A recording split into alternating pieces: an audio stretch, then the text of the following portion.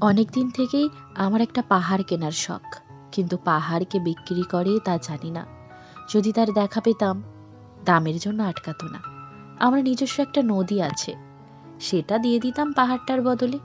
কে না জানে পাহাড়ের চেয়ে নদীর দামই বেশি।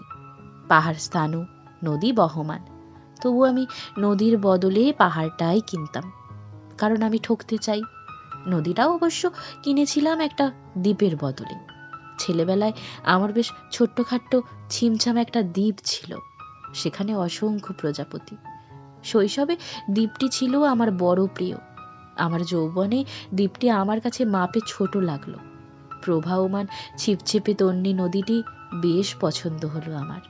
বন্ধুরা বলল, ওইটুকু একটা দ্বীপের বিনিময়ে এত বড় একটা নদী পেয়েছিস, খুব জিতেছিস তো মাইরি। তখন জয়ের আনন্দে আমি বিভোল হতাম। তখন সত্যিই আমি ভালোবাসতাম নদীটিকে। নদী আমার অনেক প্রশ্নের উত্তর দিত। যেমন বলতো, আজ সন্ধেবেলা বৃষ্টি হবে কিনা? সে বলতো, আজ এখানে দক্ষিণ গরম হাওয়া।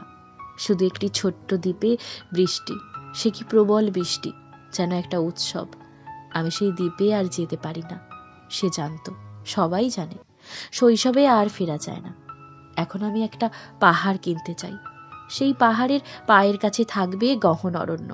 আমি সেই অরণ্য পার হয়ে যাব। তারপর শুধু রুক্ষ কঠিন পাহাড়, একেবারে চূড়ায়। মাথার খুব কাছে আকাশ, নিচে বিপুলা পৃথিবী, চরাচরে তীব্র নির্জনতা। আমার কণ্ঠস্বর সেখানে কেউ শুনতে পাবে না। আমি ঈশ্বর মানি না, তিনি আমার মাথার কাছে ঝুঁকে দাঁড়াবেন না। আমি শুধু 10 দিককে উদ্দেশ্য করে বলবো, প্রত্যেক মানুষই অহংকারী।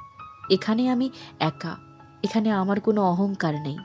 এখানে জয়ী হবার বদলে ক্ষমা চাইতে ভালো লাগে।